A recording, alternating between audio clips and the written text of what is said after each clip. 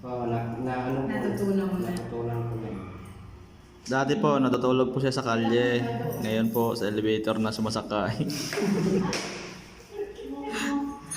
Yan po, si Madam Amor.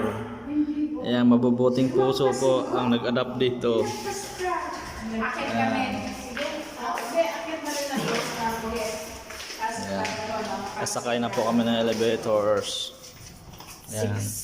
Patawag po sa amin dito, escalator. Escalator. Escalator talaga. Paano masabi? Oo.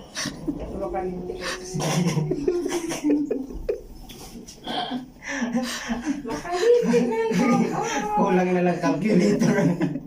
Ayan po, pag mabot po siya ng 2 buwan dito, bibigyan po siya ng ngipin. Ngipin ng elepante. Gago! Uy, labas na tayo.